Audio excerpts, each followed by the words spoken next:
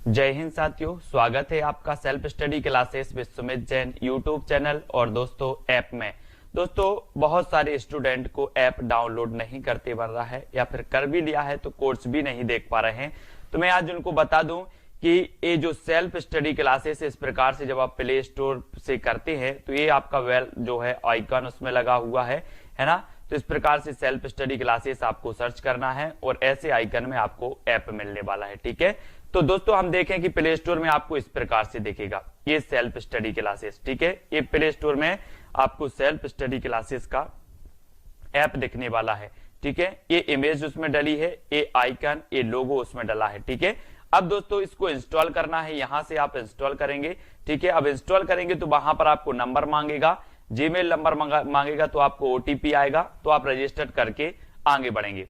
तो साथियों स्टार्ट हो चुका है आज का ये सेशन। सभी लोग वीडियो को एक बार लाइक कर देंगे। दोस्तों आज हम पढ़ने वाले हैं आधुनिक काल, और आधुनिक काल में दोस्तों आज हम पढ़ेंगे भारतेंदु युग को। आपको पता है कि हिंदी साहित्य का जो आधुनिक काल है उसकी जो शुरुआत होती है वो भारतेंदु युग से होती है। ठीक है, तो सभी लोग तैयार हैं तो जल्दी से एक बार वीडियो को लाइक कर देंगे, वीडियो को अपने मित्रों तक शेयर कर दें। सभी लोग आ जाएं और स्टार्ट होता है आज का इस सेशन। साथियों हम रोज 9 बजे यहां पर अपन पढ़ते हैं। आप जूनियर टेट एग्जाम की तैयारी कर रहे हैं या फिर दोस्तों आप तैयारी कर रहे हैं TGT PGT exam, super TET exam की, तो हिंदी साहित्य आपके लिए दोस्तों यहां पर बहुत बढ़िया तरीके से पढ़ाया जाएगा। आज का अपना पहला प्रश्न है कि आचार्य रामचंद्र शुक्ल की दृष्टि में किस युग के लेखकों की दृष्टि व्याकरण के नियमों पर अच्छी तरह नहीं जमी थी? ये आपका पहला प्रश्न है। जिन भी साथियों ने दोस्तों अभी तक ऐप डाउनलोड नहीं किया है वो ऐप जरूर डाउनलोड कर लें। प्ले स्टोर से आपको क्या करना है, प्ले स्टोर में जाइए, प्ले स्टोर में सर्च करिए सेल्फ स्टडी क्लासेस, है ना। ये ऐप आप डाउनलोड कर लेते तो हिंदी साहित्य का दोस्तों यहां पर आपको खजाना मिलने वाला है ना। अब आपको बताना है कि आचार्य रामचंद्र शुक्ल की दृष्टि में किस युग के लेखकों की दृष्टि व्याकरण के नियमों पर अच्छी तरह नहीं जमी थी। बताइए, 4 विकल्प हैं, 4 में से आपको बताना है। सभी लोग आंसर बताएंगे। और दोस्तों किस युग में, किस युग के लेखकों की दृष्टि व्याकरण के नियमों पर अच्छी तरह नहीं जमी थी, ये क्वेश्चन आपको बताना है। और बिल्कुल सही आंसर आया है, उत्तर है भारतेंदु युग। भारतेंदु युग के कवियों की जो दृष्टि है वो व्याकरण के नियमों पर अच्छी नहीं जमी थी। ये जो कथन है ये कथन किसका है? रामचंद्र शुक्ल का। ये क्वेश्चन आए हुए हैं यूपी पीजीटी 2013 में, ये क्वेश्चन आया हुआ है। इन क्वेश्चनों को अपन को पढ़ना है। ये क्वेश्चन कई बार रिपीट होते हैं दोस्तों, बार बार रिपीट होते हैं। यहां पर देखते हैं आचार्य रामचंद्र शुक्ल की दृष्टि में भारतेंदु युग के लेखकों की दृष्टि व्याकरण के नियमों पर अच्छी तरह नहीं जमी थी। भारतेंदु युग के लेखक भारतेंदु हरिश्चंद्र हैं, बद्री नारायण चौधरी प्रेमघन हैं, प्रताप नारायण मिश्र हैं, ठाकुर जगमोहन सिंह हैं और लाला श्रीनिवास दास। अब आपसे यहां से एक क्वेश्चन और बनेगा कि निम्न में से बताइए कौन सा भारतेंदु युग का कवि है या फिर कवि नहीं है। तो अपन को याद रख लेना भारतेंदु हरिश्चंद्र, बद्रीनारायण चौधरी, प्रताप नारायण मिश्र, ठाकुर जगमोहन सिंह और लाला श्रीनिवास दास। ठीक है, अब दोस्तों अगला क्वेश्चन जो आपने बताया है कि भारतेंदु का खड़ी बोली में रचित कविताओं का संग्रह किस नाम से प्रसिद्ध है? खड़ी बोली में रचित कविताओं का संग्रह आपको बताना है। और आपने बिल्कुल सही आंसर चयन किया है कि सर फूलों का गुच्छा। फूलों का गुच्छा यानी ए नंबर आपका बिल्कुल सही हो जाएगा। ये जो फूलों का गुच्छा है ये दोस्तों भारतेंदु जी का कविताओं का संग्रह है ना। और एक खड़ी बोली की कविताओं का संग्रह है, याद रख लेना। बोले भारत में फूलों का गुच्छा खड़ा है, भारत में फूलों का गुच्छा खड़ा है तो भारत से बनेगा भारतेंदु। फूलों का गुच्छा तो फूलों का गुच्छा कविता संग्रह, खड़ा है तो खड़ी बोली, है ना। तो खड़ी बोली की दोस्तों कविताओं का संग्रह माना जाता है फूलों का गुच्छा, यानी कि आपका जो ए नंबर है वो बिल्कुल सही है। ठीक है, युग प्रवर्तक साहित्यकार भारतेंदु हरिश्चंद्र ने मुख्यतः ब्रज भाषा में काव्य रचना की, परंतु फूलों का गुच्छा तथा दशरथ विलाप नामक काव्य ग्रंथों की रचना भारतेंदु जी ने खड़ी बोली में की थी। ये आपको याद रख लेना है। ठीक है, अब दोस्तों यहां पर आपको बताना कौन सा लेखक भारतेंदु मंडल का नहीं है। भारतेंदु मंडल का लेखक कौन सा नहीं? आपने देखा होगा दोस्तों, अपन देखते भारतेंदु युग में भारतेंदु मंडल बनाया गया था और भारतेंदु मंडल के सबसे वरिष्ठ जो दोस्तों लेखक थे वो लेखक थे बालकृष्ण भट्ट, है ना। बालकृष्ण भट्ट का जन्म हुआ था दोस्तों 1844 में, इसको आपको याद रख लेना है। भारतेंदु का जन्म, बालकृष्ण भट्ट का जन्म कब हुआ था? 1844 में हुआ था, है ना। और भारतेंदु जी का जन्म कब हुआ था? 1850 में। तो एक उत्तर यहां से आता है कि सबसे वरिष्ठ जो भारतेंदु युग के थे वो बालकृष्ण भट्ट थे। याद रख लेना।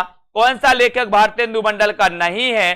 तो देखना दोस्तों, प्रताप नारायण मिश्र हैं, प्रेमघन भी हैं, बालकृष्ण भट्ट भी हैं, लेकिन श्रीधर पाठक नहीं है। उत्तर चला जाता है डी की तरफ। डी नंबर आपका बिल्कुल सही हो जाता है। भारतेंदु एवं उनका मंडल, इस प्रकार से भारतेंदु मंडल से एक क्वेश्चन आता है, याद रख लेना। सभी लोग लाइक करें वीडियो को, अपने मित्रों तक शेयर भी करना है, ठीक है। जितने भी हमारे साथी हैं शेयर जरूर किया करें व्हाट्सएप पर, और दोस्तों और भी जगह जहां पर भी आपको करना है। भारतेंदु एवं उनका मंडल, भारतेंदु हरिश्चंद्र, बद्रीनारायण चौधरी प्रेमघन, प्रताप नारायण मिश्र, ठाकुर जगमोहन, है ना, और दोस्तों नवनीत चतुर्वेदी, अंबिका दत्त व्यास, राधा कृष्ण दास, ये सभी माने जाते हैं दोस्तों भारतेंदु मंडल। जबकि स्वच्छंदतावादी कवि माने जाते कौन? श्रीधर पाठक। अगला क्वेश्चन आपको बताना है प्रश्न क्रमांक 4 का, कि भारतेंदु के अनुसार हिंदी नई चाल में कब ढली? ये क्वेश्चन कई बार आया है दोस्तों, कब ढली बताइए। सभी लोग वीडियो को लाइक जरूर कर देंगे। और भारतेंदु के अनुसार हिंदी नई चाल में कब ढली, एक क्वेश्चन अगर आपसे पूछा गया तो आपको उत्तर चयन करना है। बिल्कुल उत्तर चयन करना है। यसरत्ती साहब जी हैं, यसरत्ती जी का अपने यसरत्ती साहब अपनी क्लास से जुड़े हुए और मास्टर कैडर में इनका सिलेक्शन हो गया। इनको बहुत बहुत शुभकामनाएं। यसरत्ती जी हमारे सभी स्टूडेंट के बीच में आए आप, है ना, और हमारे सभी साथियों का मार्गदर्शन भी करें किस प्रकार से आपने पढ़ाई की है। हिंदी नई चाल में कब ढली? 1873 में, यानी कि सी नंबर 1873 आपका बिल्कुल सही हो जाएगा। भारतेंदु जी ने कालचक्र नाम की अपनी पुस्तक में नोट दिया है कि हिंदी नई चाल में ढली 1873 ईस्वी में, है ना, इसको याद रख लेना। अब दोस्तों यहां पर रचनाकारों के साथ सुमेलित करना है। ये रचनाएं दी हैं और नीचे कूट दिया है आपके लिए इस प्रकार से। प्रेम पथिक किसकी रचना है? गीतिका किसकी रचना है? सांद गीत के रचनाकार कौन है? और गुंजन किसकी रचना है? बताइए। ये 4 विकल्प हैं, 4 में से आपको बताना है। जल्दी से बताइए, सभी लोग लाइक जरूर कर देंगे। साथियों उत्तर अपना क्या हो जाएगा? प्रेम पथिक के रचनाकार कौन है? इसका आंसर आपको बताना है। प्रेम पथिक आपको पता है दोस्तों, प्रेम पथिक के रचनाकार कौन माने जाते हैं? गीतिका किसकी रचना है? गीतिका के रचनाकार कौन है? तो बोले सर गीतिका तो सूर्यकांत त्रिपाठी निराला की है, सांद गीत तो महादेवी वर्मा की है, गुंजन तो सुमित्रानंदन पंत की है ना। तो बताइए फिर उत्तर क्या हो जाएगा? प्रेम पथिक के रचनाकार कौन माने जाते हैं? बोले सर उत्तर आपका हो जाएगा कौन सा हो जाएगा उत्तर? ए नंबर, है ना। ए नंबर आपका बिल्कुल सही होगा। यहां पर याद रख लेना दोस्तों कि ए नंबर में जो आई भी दिया है ये गलत हुआ है यहां पर, क्योंकि इसके रचनाकार कौन माने जाते हैं? जयशंकर प्रसाद माने जाते हैं। यहां पर कुछ मिस्टेक है ना, इसको याद रख लेना है। प्रेम पथिक के रचनाकार कौन है? जयशंकर प्रसाद। ये मिस्टेक हो गया, बाकी सब सही है। गीतिका, सांद गीत, गुंजन, सुमित्रानंदन पंत, ठीक है। इसको देखो, प्रेम पथिक दोस्तों ये जयशंकर प्रसाद की है, गीतिका सूर्यकांत त्रिपाठी निराला की रचना है, इसको याद रखेंगे, ठीक है। अब यहां पर आते हैं दोस्तों, यहां पर पढ़ते हैं सांद गीत के रचनाकार कौन है? महादेवी वर्मा। गुंजन सुमित्रानंदन पंत की रचना है, पंचवटी मैथिली शरण गुप्त की रचना है ना। इसको आपको याद रख लेना है। अगला क्वेश्चन आपके लिए दिया गया है कि दोस्तों आचार्य शुक्ल के अनुसार स्वच्छंदतावाद के प्रवर्तक कौन माने जाते हैं? बताइए। 4 विकल्प हैं। आचार्य रामचंद्र शुक्ल के अनुसार आपको बताना है कि दोस्तों स्वच्छंदतावाद के प्रवर्तक कौन हैं? बताइए। आचार्य शुक्ल के अनुसार स्वच्छंदतावाद के प्रवर्तक कौन माने जाते हैं? मैथिली शरण गुप्त, राधा कृष्ण दास, श्रीधर पाठक या फिर अयोध्या से उपाध्याय हरिओत? बताइए।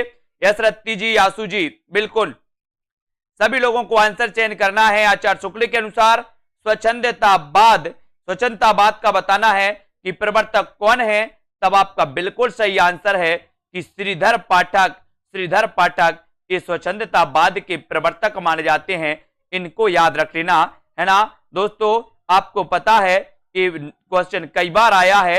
आचार्य शुक्ल के अनुसार स्वच्छंदतावाद के प्रवर्तक श्रीधर पाठक हैं। इन्होंने ब्रज भाषा में मौलिक काव्य काश्मीर सुषमा की रचना 1904 ईस्वी में की।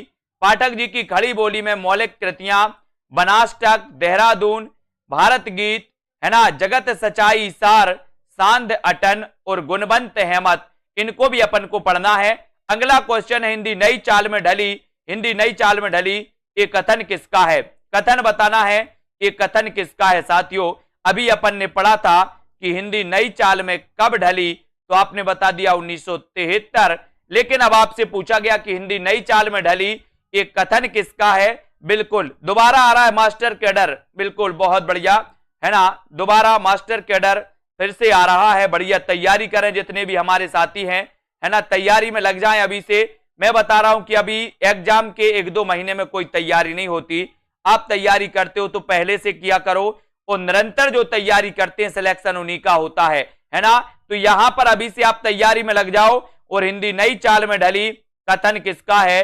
तो भारतेंदु हरिश्चंद्र का, और डी नंबर आपका बिल्कुल सही हो जाएगा।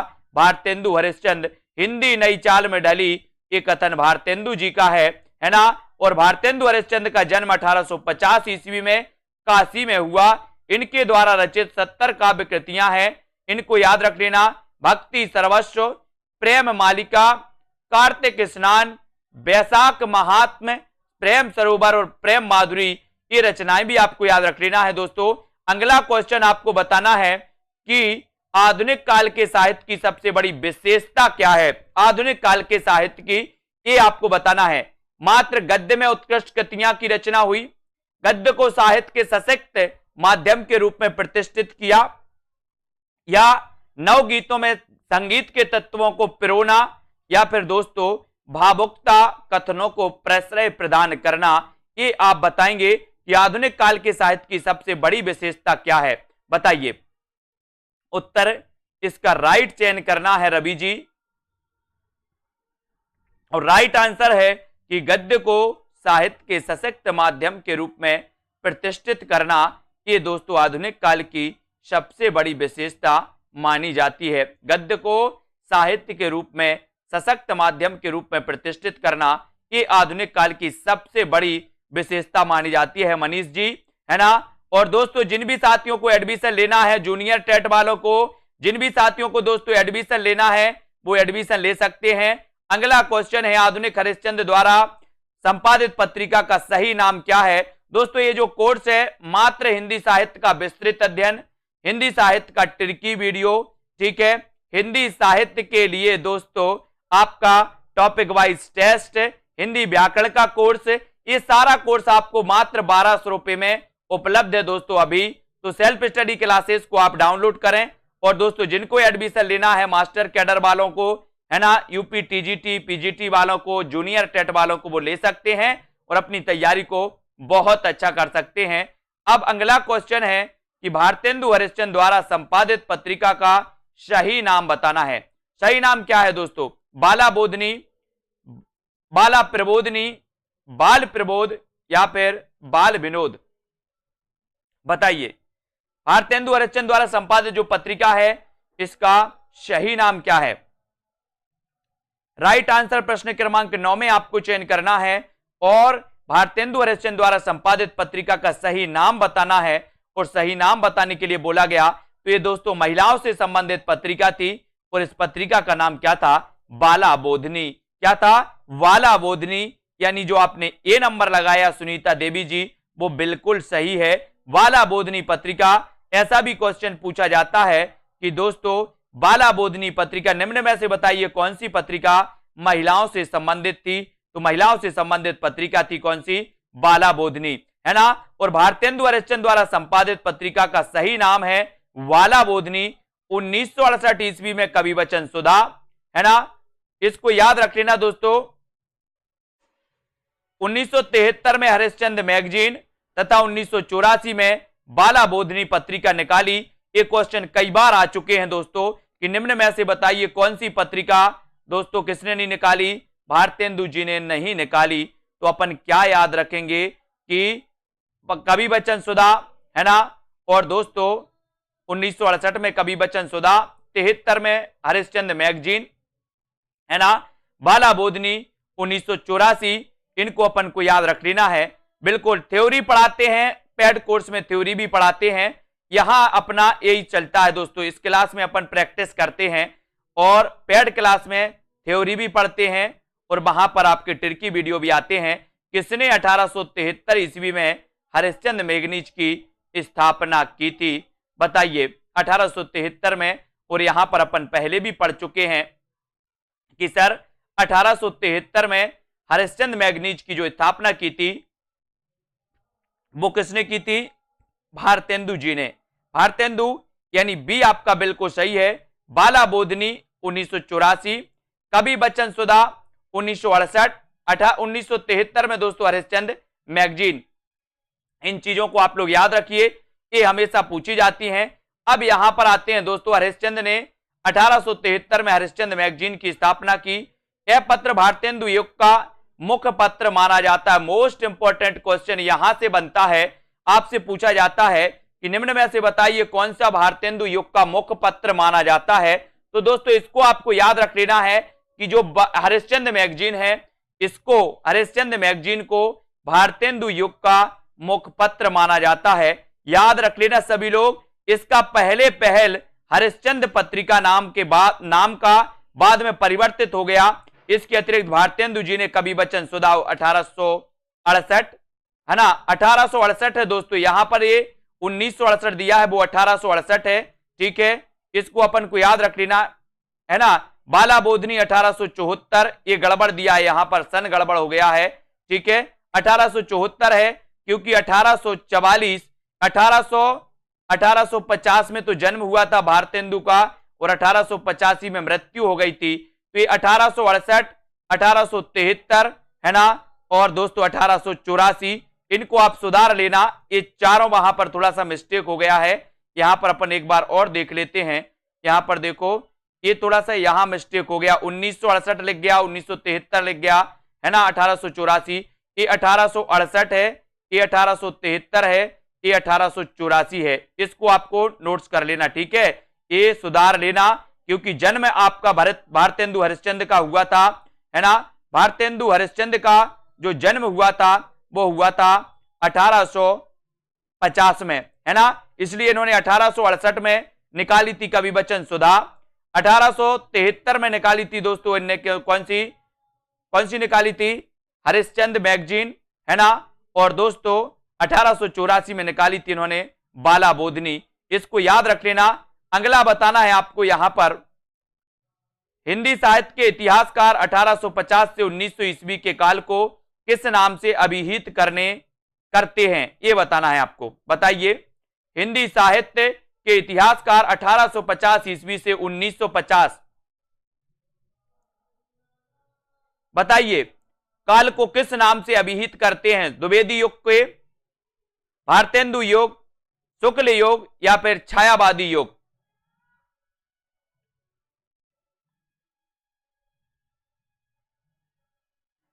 तो इसको याद रख लेना दोस्तों, ये उत्तर आपका सही हो जाएगा, भारतेंदु युग, है ना।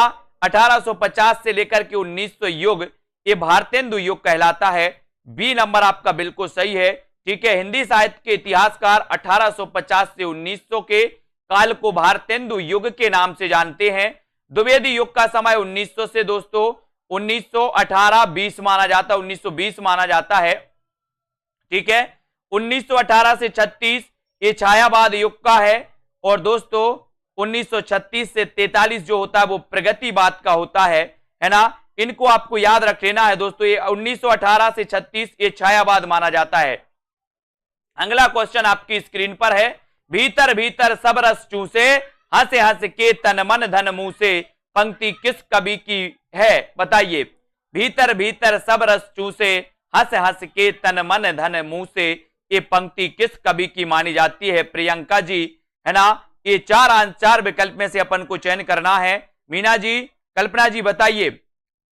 भीतर भीतर सब रस चूसे, हंस हंस के तन मन धन मुंह से, ये पंक्ति किसकी है? और 12 का आंसर आपने चयन किया है कि सर ये भीतर भीतर सब रस चूसे, हंस हंस के तन मन धन मुंह से, ये भारतेंदु जी की पंक्ति है ना।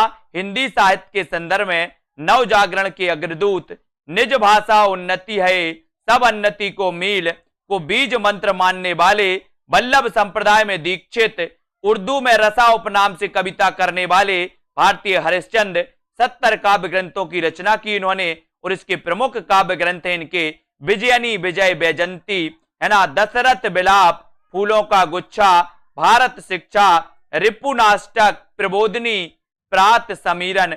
ये पूछी जाती हैं दोस्तों। ये रसा उपनाम से भी लिखते थे भारतेंदु। वल्लभ संप्रदाय में ये दीक्षित थे, यानी कि कृष्ण भक्त थे। कौन? वल्लभाचार्य। इन्होंने कहा था निज भाषा उन्नति है सब उन्नति को मूल।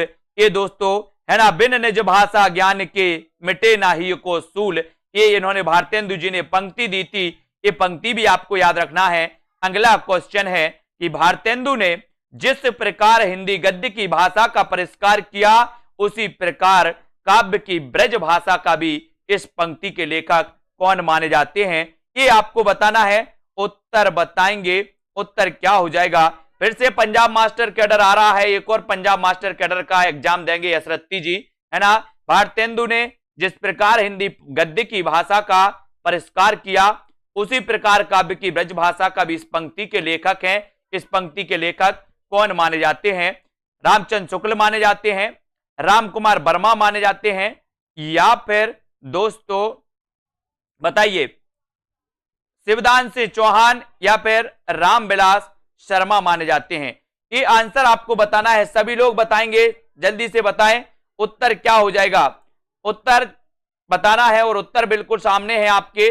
बोले सर रामचंद्र शुक्ल, उत्तर तो आपने ही बता दिया, है ना। भारतेंदु ने जिस प्रकार हिंदी गद्य की भाषा का परिष्कार किया, उसी प्रकार काव्य की ब्रजभाषा का।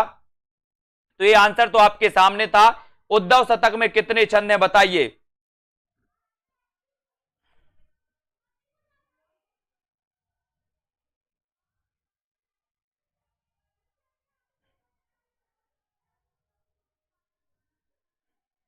तो यहां पर उद्धव शतक में 116 छंद हैं। इसको आपको याद रख लेना है। कितने छंद हैं? 116 छंद। यानी कि आपका जो ए नंबर है वो बिल्कुल सही हो जाएगा। ए नंबर आपका बिल्कुल सही हो जाएगा। ठीक है, ए नंबर 116। उद्धव शतक में 116 छंद हैं। उद्धव शतक जगन्नाथ दास रत्नाकर की प्रसिद्ध कृति है। इसको आपको याद रख लेना है। ठीक है, और दोस्तों आगे बढ़ते हैं। आगे जो अपना है यहां पर अंग्रेजी विद्वान पोप के एसे ऑन क्रिटिसिज्म का रोला छंद में समालोचना दर्श शीर्षक से इन्होंने अनुवाद किया। ये तो खैर ठीक है। अगला क्वेश्चन आपको बताना है, गोल्ड स्मिथ की कृति ट्रेवलर का हिंदी अनुवाद किसने किया? गोल्ड स्मिथ की, बहुत बढ़िया प्रश्न है। गोल्ड स्मिथ की कृति ट्रेवलर का हिंदी अनुवाद किसने किया बताइए? बिल्कुल सही है। यहां पर दोस्तों आपको एक चीज सुधारनी है। एक चीज सुधारनी है, 1868 सुधार लो, है ना, और 1873 और 1874 ये आप सही कर लेना, है ना। एक कवि बचन सुधा 1868, 1873 में हरिश्चंद्र चंद्रिका और 1874 में बाला बोधनी। ये आप सही कर लेना इसको, है ना। 1884 नहीं है, ये 1874 है ना। 1868, 1873 और 1874 इसको आप लोग सही कर लेना। ठीक है, और यहां पर गोल्ड स्मिथ की कृति ट्रेवलर का अनुवाद किसने किया? तो किया है श्रीधर पाठक ने, है ना। ये चीज को आप लोग सुधार लें। ठीक है, कहीं मिस्टेक होती तो दोस्तों कमेंट में जरूर लिखा करें और उसको अपन क्लास के दौरान ही सही कर लेंगे, है ना। 1868 में दोस्तों कवि बचन सुधा, 1873 में हरिश्चंद्र चंद्रिका, है ना, हरिश्चंद्र मैगजीन, और 1874 में बाला बोधनी। ये समय लिख लो आप अगर आप नोट्स कर रहे हो तो। 1868, 73 और 74। ये बाला बोधनी दोस्तों 74 है, 84 नहीं है। ठीक है, इसको सुधार के लिखना। गोल्ड स्मिथ की दोस्तों कृति ट्रेवलर का हिंदी अनुवाद श्रांत पथिक नाम से खड़ी बोली में श्रीधर पाठक ने गोल्ड स्मिथ के अन्य ग्रंथ हर्मिट का एकांतवासी योगी तथा डिटर्जेंट विलेज का उजड़ ग्राम नाम से अनुवाद किया। ये क्वेश्चन पूछे जाते हैं। कैसे पूछे जाएंगे आपसे कि गोल्ड स्मिथ की कृति ट्रेवलर का हिंदी अनुवाद श्रीधर पाठक ने किस नाम से किया? तो आप बताओगे श्रांत पथिक के नाम से। ठीक है, खड़ी बोली में। ठीक है, गोल्ड स्मिथ के अन्य ग्रंथ हर्मिट का एकांतवासी योगी नाम से। ठीक है, डिटर्जेंट विलेज का उजड़ ग्राम नाम से। ये तीन पूछे जाते हैं, तीनों क्वेश्चन पूछे जाते हैं, इसको याद रख लेना। कैसे कैसे? गोल्ड स्मिथ का दोस्तों ट्रेवलर का श्रांत पथिक नाम से। ठीक है, खड़ी बोली का गोल्ड स्मिथ का के अन्य ग्रंथ में दोस्तों हर्मिट का एकांतवासी योगी नाम से, डिटर्जेंट विलेज का उजड़ ग्राम नाम से। इसको सभी लोग दोस्तों याद कर लेंगे। यहां से एक क्वेश्चन आपका बन जाता है, एक क्वेश्चन आपका आता है, इसको सभी लोग याद करेंगे। अगला क्वेश्चन है, त्रिशूल किसका उपनाम था? त्रिशूल किसका उपनाम था बताइए? त्रिशूल किसका उपनाम था? सभी लोग लिखेंगे, बताइए किसका उपनाम था दोस्तों त्रिशूल? त्रिशूल किसका उपनाम था? आपको बताना है, चयन करना है सभी लोगों को।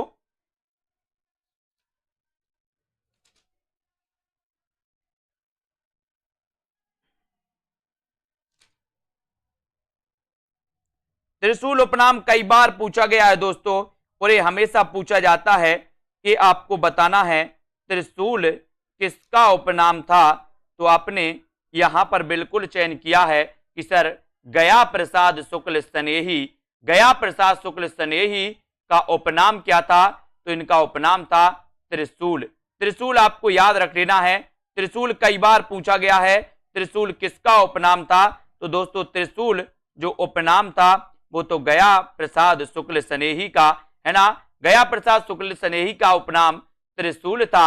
ये श्रृंगारिक कविताएं स्नेही उपनाम से लिखा करते थे, याद रख लेना। और दोस्तों राष्ट्रीय भावनाओं की कविताएं त्रिशूल उपनाम से लिखा करते थे। ठीक है, अब अगला क्वेश्चन आपको बताना है कि ब्रज कोकिल के नाम से कौन जाना जाता है? ब्रज कोकिल के नाम से आपको चयन करना है, चयन करिए फटाक से। ब्रज कोकिल के नाम से कौन जाना जाता है? सभी लोग चयन करेंगे।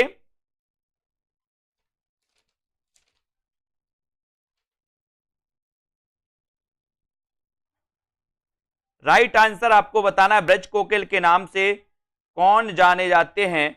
और यहां पर आपका बिल्कुल सही आंसर है, बोले सर सत्यनारायण कविरत्न। कौन जाने जाते हैं? ब्रज कोकिल के नाम से जो जाने जाते हैं सत्यनारायण कविरत्न जाने जाते हैं। और उत्तर चला जाता है आपका बी नंबर। ठीक है, बी आपका बिल्कुल सही है। ब्रज कोकिल के नाम से प्रसिद्ध कवि सत्यनारायण कविरत्न है। इनकी समस्त रचनाओं का संकलन बनारसीदास चतुर्वेदी ने हृदय तरंग से प्रकाशित कराया। इनकी प्रसिद्ध रचना है भ्रमर दूत। एक कई बार पूछा गया कि भ्रमर दूत के रचनाकार कौन है? तो आपको बताना है भ्रमर दूत के रचनाकार माने जाते हैं दोस्तों कौन माने जाते हैं? सत्यनारायण कविरत्न। प्रेम कली भी इनकी रचना है, प्रेम कली और भ्रमर दूत। याद रख लेना। जिन भी साथियों को दोस्तों अभी तक आपने ऐप डाउनलोड नहीं किया, सेल्फ स्टडी क्लासेस ऐप जरूर डाउनलोड करें। और यहां पर दोस्तों अपन प्रतियोगिता भी अपनी आयोजित की जाती हैं, बहुत सारी चीजें, टेस्ट भी आपको मिलते हैं। भारतेंदु युग के नाटककार बताना है, नाटककार कौन है? भारतेंदु युग के नाटककार कौन है? श्रीनिवास दास, प्रसाद, हरिकृष्ण प्रेमी या फिर वृंदावन लाल वर्मा? बताइए।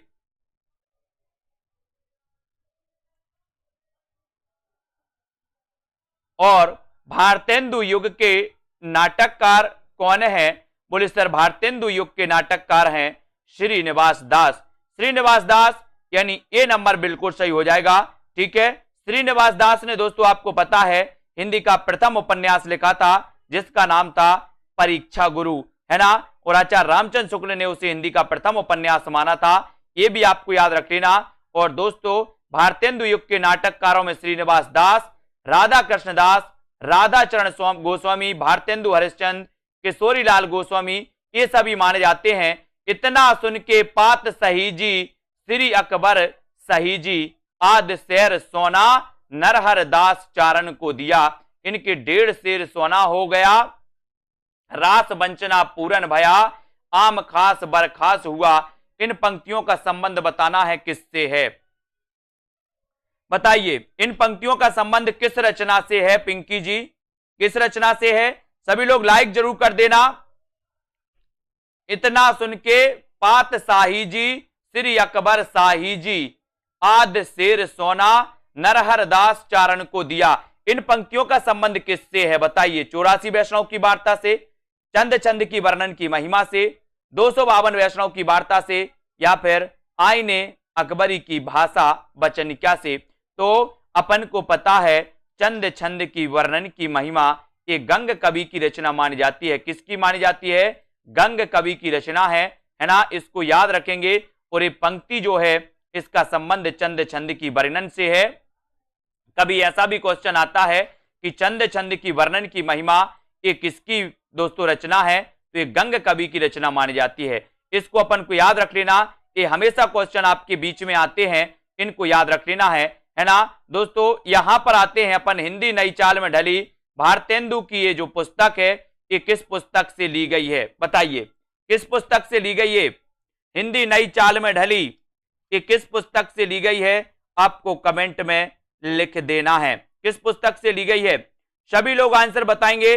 वीडियो को लाइक जरूर करें, शेयर करें, और जिन भी साथियों को दोस्तों, जिन भी साथियों को ऐप डाउनलोड नहीं किया है वो सभी लोग ऐप डाउनलोड करें, सेल्फ स्टडी क्लासेस। और जो भी साथी हमारे जूनियर टेट एग्जाम की तैयारी कर रहे हैं, जो भी साथी हमारे टीजीटी पीजीटी की तैयारी कर रहे हैं, वो चाहते कि हम ट्रिक से पढ़ें, बहुत अच्छे से पढ़ें, तो हिंदी नई चाल में ढली भारतेंदु की ये युक्ति ले गई है दोस्तों, काल चक्र। बोले वो काल था जब हिंदी नई चाल में ढली थी, है ना। अब तो बोले हिंदी का काल है ना।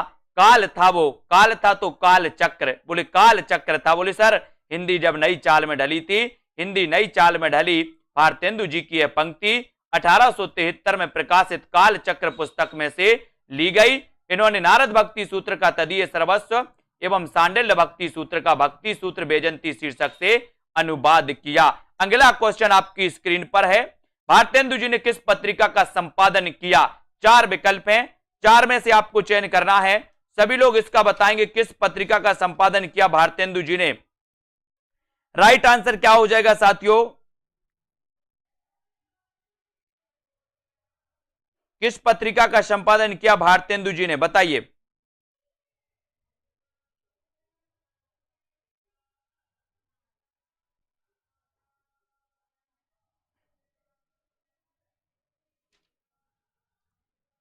और यहां पर आपका बिल्कुल सही है, बोले सर कवि बचन सुधा 1868, है ना, 1868। इसको याद रखेंगे। 1868 में इन्होंने कवि बचन सुधा, हरिश्चंद्र मैगजीन, बाला बोधनी नामक की पत्रिकाएं निकाली थी दोस्तों। ये 3 पत्रिकाएं आपको याद रख लेना है। इनकी सभी पत्रिकाएं काशी से प्रकाशित हुई थी, ये चीज भी आपको याद रख लेना है। मर्यादा का भी इन्होंने संपादन किया, मर्यादा का संपादन कृष्णकांत मालवीय तथा माधुरी का संपादन दुलारी लाल भार्गव ने किया था, ये भी याद रख लेना। और दोस्तों आपको पता है कि चिंतामणि जो घोष थे, चिंतामणि घोष थे, सरस्वती का, ये सरस्वती पत्रिका के क्या माने जाते हैं? संस्थापक माने जाते हैं, है ना। सरस्वती पत्रिका के प्रथम संपादक कौन थे?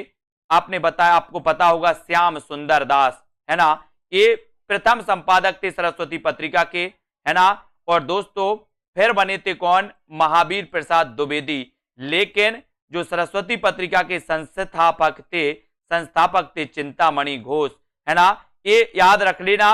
कभी कभी पूछा जाता है कि सरस्वती पत्रिका के संस्थापक कौन थे, तो संस्थापक आपको लगाना है दोस्तों, संस्थापक में चिंतामणि घोष, है ना। फिर पूछा जाता है कि सरस्वती पत्रिका के प्रथम संपादक कौन थे, तो श्याम सुंदर दास। फिर पूछा जाता है कि महावीर प्रसाद द्विवेदी कब संपादक बने, तो 1903 में, है ना। सबसे पहले 81 से प्रकाशित हुई थी पत्रिका सरस्वती पत्रिका, उसके बाद दोस्तों प्रयाग से, याद रख लेना, ठीक है। समस्या पूर्ति किस युग की विशेषता है, तो यह है भारतेंदु युग की, भारतेंदु युग की विशेषता है समस्या पूर्ति। और ए नंबर आपका बिल्कुल सही हो जाता है। भारतेंदु युग में समस्या पूर्ति एक पर्याप्त लोकप्रिय काव्य पद्धति थी। कवियों की प्रतिभा, रचना कौशल परखने के लिए कवि गोष्ठियां और कवि समाजों में कठिन कठिन विषयों पर समस्या पूर्ति कराई जाती थी। तो समस्या पूर्ति ये क्वेश्चन मोस्ट इंपॉर्टेंट है और ये भारतेंदु युग की विशेषता मानी जाती है, इसको याद रख लेना। अभी तक साथियों अगर आपने self study classes app download नहीं किया है तो ऐप डाउनलोड करें। हर रोज मैं एक दोस्तों योजना बना रहा हूं कि हर रोज 20 प्रश्नों का एक साहित्य का टेस्ट फ्री होगा सबके लिए रोज, है ना। तो इस प्रकार से मैं देखता हूं किस प्रकार से दोस्तों, है ना, जल्दी से सभी लोग बताएं उत्तर क्या हो जाएगा। सभी लोग बताएंगे भारतेंदु ने अधिकतर किस भाषा में काव्य की रचना की है? संस्कृत भाषा में, ब्रज भाषा में, या फिर हिंदी भाषा में, या फिर पाली भाषा में? बताइए भारतेंदु ने अधिकतर किस भाषा में काव्य की रचना की? इसका उत्तर बताना है संदीप जी, विजय लक्ष्मी जी बताइए। प्रश्न क्रमांक 23 और 23 में आपने जो उत्तर बताया है तो उत्तर हो जाएगा आपका ब्रज भाषा। भारतेंदु ने अधिकतर किस भाषा में काव्य रचना की है? तो वो की है ब्रज भाषा में, है ना। रवि जी ब्रज भाषा यानी बी नंबर आपका बिल्कुल सही हो जाएगा। बी जिन्होंने बताया भारतेंदु ने अधिकतर जो ब्रज भाषा में काव्य की रचना की है दोस्तों, उन्होंने ब्रज भाषा के अप्रचलित शब्दों को छोड़कर उसके परिष्कृत रूप को अपनाया। ये आपको याद रख लेना दोस्तों। ये इनकी जो रचना है वो प्रेम मालिका, प्रेम माधुरी, प्रेम तरंग, प्रेम प्रलाप, ये कई बार पूछी जाती हैं। प्रेम मालिका, प्रेम माधुरी, है ना, और प्रेम तरंग, प्रेम प्रलाप। ठीक है, आपको प्ले स्टोर में सर्च करना है self study classes, self study classes सभी लोग सर्च कर लेंगे, है ना। और यहां पर आपको बताना है निम्नलिखित में से कौन सा लेखक भारतेंदु मंडल का नहीं है? बताइए भारतेंदु मंडल का कौन सा नहीं है? ये सभी लोग बताएंगे। उत्तर क्या हो जाएगा सोनू सिंह जी? 24 का उत्तर, 24 का सभी लोगों को आंसर चयन करना है। कौन सा लेखक भारतेंदु मंडल का नहीं माना जाता? भारतेंदु मंडल आपको बहुत अच्छे से पढ़ना है और भारतेंदु मंडल का लेखक कौन सा नहीं है? तो 4 विकल्प बताना है। नंदलाल जी बताइए। प्रश्न क्रमांक 24 सुनीता जी, शिल्पा जी, और 24 में राइट आंसर चला जाता है राजा लक्ष्मण सिंह, यानी कि आपका डी नंबर भारतेंदु मंडल के ये दोस्तों नहीं माने जाते और डी आपका बिल्कुल सही है। प्रताप नारायण मिश्र 1856, है ना। बद्री नारायण चौधरी प्रेमघन 1855, बालकृष्ण भट्ट 1844, ठीक है। राधा कृष्ण दास 1865 भारतेंदु मंडल के लेखक हैं, जबकि राजा लक्ष्मण सिंह 1826 से 96 ये भारतेंदु मंडल के लेखक नहीं है। तो याद रख लेना सबसे पहले बालकृष्ण भट्ट 1844, फिर दूसरे नंबर भारतेंदु जी 1850, है ना दोस्तों। 1855 में प्रेमघन आते हैं, 1856 में प्रताप नारायण मिश्र आते हैं, 1865 में राधा कृष्ण दास आते हैं। तो इनको क्रमबद्ध भी मैंने आपको बताया है, क्रमबद्ध भी आप लोग देख लिया करें, है ना। यहां पर हिंदी प्रदीप के यशस्वी संपादक का नाम बताना है। हिंदी प्रदीप मैंने आपको याद करवाया था, प्रदीप के बाल भट्टा से भरत गए, प्रदीप के बाल भट्टा से भरत गए। तो प्रदीप से प्रदीप, बाल से बालकृष्ण भट्ट, प्रदीप से हिंदी प्रदीप और बाल से बालकृष्ण भट्ट, है ना।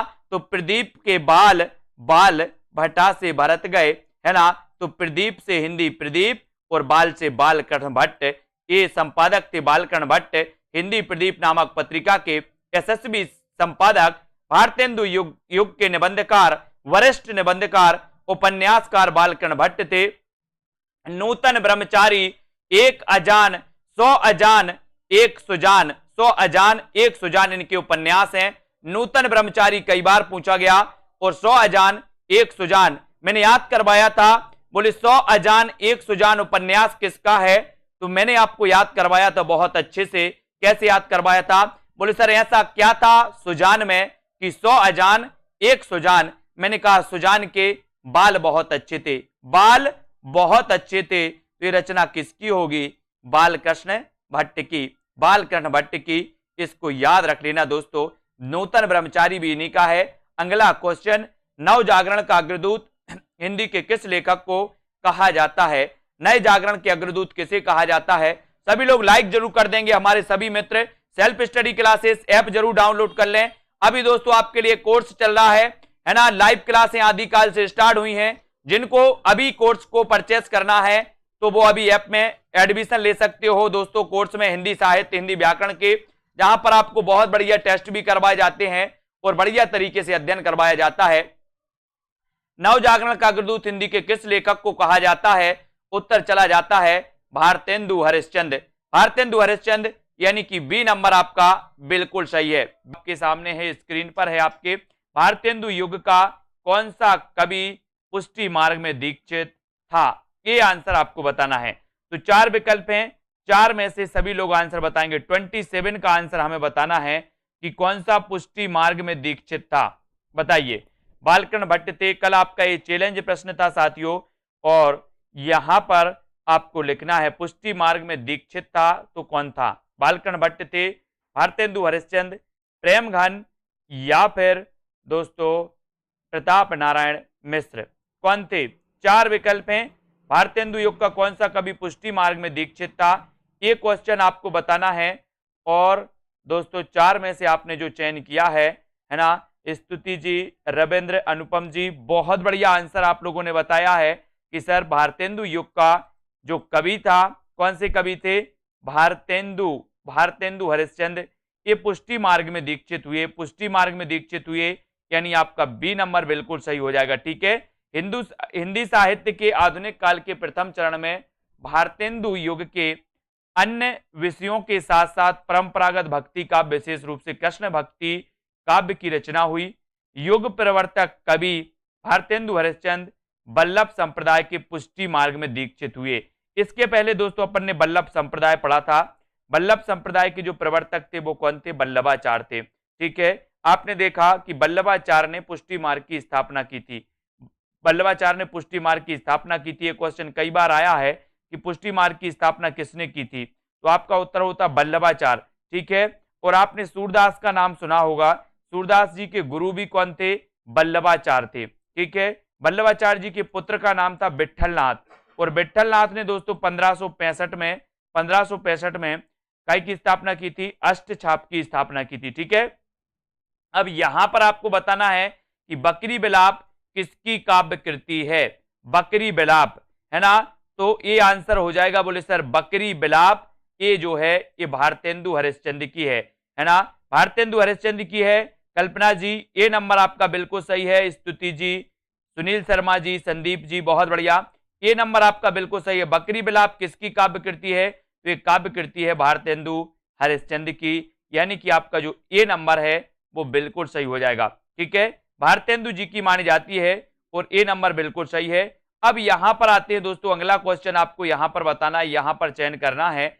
बकरी बिलाप भारतेंदु जी की व्यंग्यात्मक काव्य कृति है, और इसके अतिरिक्त इनकी काव्य कृतियों में नाम लिया जाता है भारत दुर्दशा का, नाम लिया जाता है नील देवी, प्रेम प्रलाप, है ना, प्रेमाश्रु वर्णन, प्रेम तरंग, वर्षा विनोद, विनय, है ना, और प्रेम 50, ये प्रेम 50 है। ठीक है। प्रेम 50, तन्मय लीला, दान लीला, विनय प्रेम 50। ठीक है। और दान लीला, ये सभी रचनाएं मानी जाती हैं दोस्तों, इनको आपको याद रख लेना है, ये भारतेंदु जी की रचनाएं हैं, ये सभी पूछी जाती हैं। अगला क्वेश्चन आपका है, किस लेखिका ने पशु पक्षियों पर केंद्रित रचना की है? ये क्वेश्चन आपको बताना है। प्रश्न क्रमांक आपका 29, और 29 में देवेंद्र जी बिल्कुल सही आंसर आया आपका। किस लेखिका ने पशु पक्षियों पर केंद्रित रचना की है? तो वो की है महादेवी वर्मा। अब दोस्तों महादेवी वर्मा जी की जब भी बात आती है तो महादेवी वर्मा को हम जानते हैं कि छायावाद के 4 आधार स्तंभों में से महादेवी वर्मा एक मानी जाती हैं। ठीक है। अब महादेवी वर्मा जी के बारे में अगर देखें तो दोस्तों इनकी रचनाओं में मेरा परिवार 1972 नामक रेखा चित्र लिखा इन्होंने, और इसमें महादेवी ने अपने पालतू पशु पक्षियों का विस्तृत इन्होंने वर्णन किया, जिसमें दोस्तों नीलकंठ, मोर, गिल्लू, गिलहरी, है ना, सोना, दुर्मुख, खरगोश, गौरैया, इस सभी का इन्होंने वर्णन किया है। तो एक क्वेश्चन बढ़िया आता है कि किस लेखिका ने पशु पक्षियों पर केंद्रित रचना की है? तो महादेवी ने। कभी कभी ऐसा भी क्वेश्चन आता है कि महादेवी जी की वह कौन सी रचना है जिसमें पशु पक्षियों का वर्णन किया गया?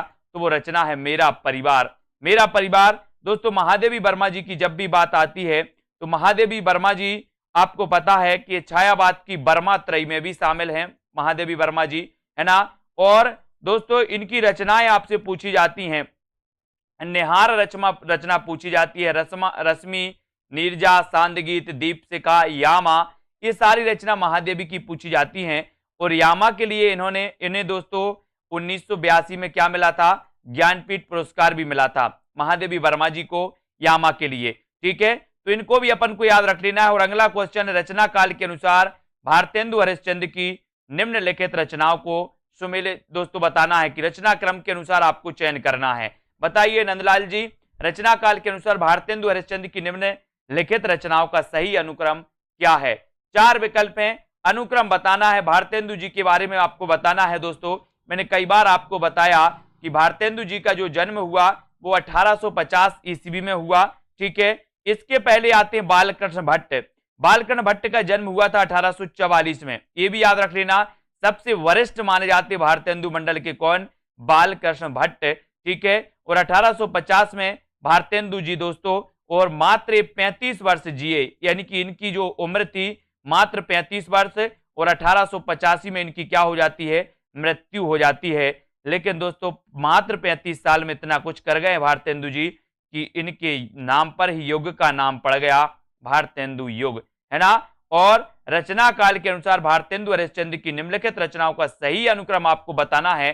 तब उत्तर है भक्त सर्वस्व, प्रेम तरंग, सतसई श्रृंगार और मधु मुकुल। इनकी रचना इस प्रकार से हैं दोस्तों, इनको याद रख लेना। भक्ति सर्वस्व, प्रेम मालिका, कार्तिक स्नान, वैसिक महात्म्य, है ना, और प्रेम सरोवर, प्रेमाश्रु वर्षण, है ना, जैन कुतूहल, प्रेम सतसई। ठीक है, इनको याद रखेंगे। होली, मधु मुकुल, राग संग्रह, वर्षा विनोद, प्रेम विनय, प्रेम पचासा, फूलों का गुच्छा, प्रेम फुलवारी, ये सारी की सारी रचनाएं पूछी जाती हैं दोस्तों। कृष्ण चरित, है ना, श्री अलवरत वर्मन, श्री राजकुमार, ठीक है, सुखागत पत्र, सुमनोन्नजली, ठीक है, श्रीजी बनजी महाराज, ये सारी की सारी रचनाएं, इतनी सारी रचनाएं इनकी। बकरी बिलाप है, ये पूछी जाती है। ठीक है, बकरी बिलाप हमेशा पूछी गई है दोस्तों। इतनी सारी रचनाएं भारतेंदु जी ने लिखी हैं और ये पूछी जाती है इनकी। बंदर सभा, विजय बल्लरी, विजयनी विजय पताका, ये सारी रचनाएं इनकी पूछी जाती हैं दोस्तों। इनको अपन को याद रख लेना है। ठीक है, अब यहां पर आते हैं, अगला यहां पर आपको बताना है रचना काल के अनुसार श्रीधर पाठक की निम्नलिखित रचनाओं का सही अनुक्रम बताना है। ये 4 विकल्प हैं, श्रीधर पाठक के बारे में आपको बताना है। और श्रीधर पाठक के बारे में अपन ने पढ़ा है कि जो श्रीधर पाठक हैं ये स्वच्छंदतावाद के प्रवर्तक माने जाते हैं। एक चीज और आपको याद रखनी है दोस्तों कि स्वच्छंदतावाद शब्द का सर्वप्रथम प्रयोग किया था किसने? मुकुटधर पांडे ने। अगर क्वेश्चन आपसे पूछा जाए कि स्वच्छंदतावाद शब्द का सबसे पहले प्रयोग किसने किया? मुकुटधर पांडे ने। छायावाद शब्द का सबसे पहले प्रयोग किसने किया? मुकुटधर पांडे ने, है ना, याद रख लेना। लेकिन आपसे पूछा जाता है कि स्वच्छंदतावाद के प्रवर्तक कौन है? तो आपका उत्तर होता है श्रीधर पाठक। ठीक है, इनकी रचनाओं को क्रमबद्ध पूछा गया। 4 विकल्प और हैं यहां पर। 4 विकल्प में दोस्तों आपका उत्तर बिल्कुल सही है, बी नंबर का, है ना, बी नंबर का सही है। इनकी रचनाओं में देखें, इनकी रचनाओं को यहां पर हम देख लेते हैं। और यहां पर एकांतवासी योगी, उजड़ ग्राम, श्रांत पथिक, सांध अटन, ये इनकी मानी जाती है दोस्तों। लेकिन एक बार हम इनकी रचनाओं की ओर ध्यान देंगे। इनकी रचनाओं में, श्रीधर पाठक की रचनाओं में दोस्तों इनकी रचनाएं है मनोविनोद, है ना, हिमालय, एकांतवासी योगी। कई बार पूछा गया एकांतवासी योगी के रचनाकार कौन है? तो श्रीधर पाठक। जगत सच्चाई सार, उजड़ ग्राम, है ना, गुणवंत, हेमंत और श्रांत पथिक, ऋतु संहार, काश्मीर सुषमा, वनाष्टक, देहरादून, स्वर्गीय वीणा, है ना, धन विजय, सांध अटन, भारत गीत आदि, ये सभी रचनाएं मानी जाती हैं। इनको आपको याद रख लेना है दोस्तों। ये रचनाएं श्रीधर पाठक की हैं जो कि स्वच्छंदतावाद के प्रवर्तक माने जाते हैं। अगला क्वेश्चन आपकी स्क्रीन पर है। आधुनिक काल में पद्य के साथ किसका विकास हुआ? बताइए, पद्य के साथ किसका विकास हुआ? गद्य का, तकनीकी का, समीक्षा का या फिर संचार का? कुरैशी जी, आधुनिक काल में पद्य के साथ किसका विकास हुआ? 4 विकल्प हैं। पद्य के साथ साथ किसका विकास हुआ, ये भी आपको उत्तर बताना है। और विकल्प आपके सामने हैं, सभी लोग चयन करेंगे। आधुनिक काल में पद्य के साथ किसका माना जाता है? लिखिए जल्दी से, आंसर क्या हो जाएगा आपका? पद्य के साथ किसका विकास हुआ? ये उत्तर आपको चयन करना है। उत्तर आपका क्या हो जाएगा? 4 विकल्प हैं, बढ़िया प्रश्न है। आधुनिक काल में पद्य के साथ किसका विकास हुआ, ये उत्तर आपको बताना है। और आपका राइट आंसर चला जाता है विकल्प नंबर ए की तरफ कि सर आधुनिक काल में पद्य का विकास तो हुआ, लेकिन पद्य के साथ साथ गद्य का भी विकास हुआ, है ना। आधुनिक काल में गद्य के साथ, पद्य के साथ गद्य का विकास हुआ, बल्कि गद्य के अंतर्मुखी विकास को देखकर आचार्य शुक्ल ने इसे गद्य काल की संज्ञा दे दी है। ठीक है, गद्य काल की संज्ञा दी थी ना, दी थी आचार्य शुक्ल ने आधुनिक काल को, है ना। तो यहां पर देखो, हिंदी आलोचना का इतिहास कौन से काल से माना जाता है? हिंदी आलोचना, ऐसा भी कई बार पूछा गया है, हिंदी आलोचना का इतिहास कौन से काल से माना जाता है? भक्ति काल से माना जाता है, या फिर दोस्तों आदिकाल, वीरगाथा काल, या आधुनिक काल से माना जाता है? हिंदी आलोचना का इतिहास आपको बताना है। 4 विकल्प हैं। आधुनिक काल में क्वेश्चन हमेशा पूछे जाते हैं जो आपको बहुत अच्छे से पढ़ना है। बताइए, हिंदी आलोचना का इतिहास कौन से काल से माना जाता है? प्रश्न क्रमांक 33 और 33 में आपने बिल्कुल सही आंसर चयन किया है और राइट आंसर है आपका आधुनिक काल। आधुनिक काल यानी डी नंबर जो है वो बिल्कुल सही है। हिंदी आलोचना का इतिहास कौन से काल से माना जाता है? आधुनिक काल से। हिंदी आलोचना का इतिहास आधुनिक काल से माना जाता है और हिंदी आलोचना की शुरुआत 19वीं सदी के उत्तरार्ध में भारतेंदु से मानी जाती है। भारतेंदु द्वारा रचित नाटक आधुनिक हिंदी आलोचना की प्रथम आलोचनात्मक मानी जाती है दोस्तों। नाटक, है ना, नाटक निबंध लिखा था इन्होंने, आलोचनात्मक निबंध लिखा था, किसने? भारतेंदु जी ने, है ना। इसको याद रख लेना। और दोस्तों यहां पर कुछ रचनाएं दी हैं, उनका सन आपको बताना है। प्रेम माधुरी का सन क्या है? एकांतवासी योगी, हिमतरंगिणी, निहार, इन सभी के दोस्तों रचना काल आपको बताना है। रचना काल क्या है? 4 विकल्प हैं, रचना काल का आपको चयन करना है। करिए सभी लोग चयन करें जल्दी से, क्या हो जाएगा राइट आंसर आपका? प्रेम माधुरी का रचना काल क्या है? एकांतवासी योगी का रचना काल क्या है ना। और दोस्तों हिमतरंगिणी का रचना काल क्या है? तो यहां पर आपको याद रख लेना, हिमतरंगिणी 1948 की रचना है, ये तो आपको पता ही है। ठीक है, और यहां पर हम देखेंगे कि दोस्तों निहार 1930 की है। ठीक है, एकांतवासी योगी की अगर बात करेंगे तो ये 1886 की है और प्रेम माधुरी 1875 की है। तो इस प्रकार से आपको याद रख लेना दोस्तों, और उत्तर चला जाता है आपका विकल्प नंबर सी की तरफ। सी नंबर आपका बिल्कुल सही हो जाता है, सी नंबर सही है। ठीक है, निहार 1930, ठीक है, 1930 आपका सही हो जाएगा निहार, और प्रेम माधुरी 1975। ठीक है, इनके बारे में हम पढ़ेंगे, इनके बारे में देखते हैं कि ये सारी जो रचनाएं हैं इसकी व्याख्या देखते हैं। यहाँ पर प्रेम माधुरी 1875 में भारतेंदु हरिश्चंद्र। ठीक है, क्लियर। प्रेम माधुरी दोस्तों हो गया। एकांतवासी योगी 1886 में श्रीधर पाठक। हिमतरंगिणी रचना माखनलाल चतुर्वेदी की 1948, है ना।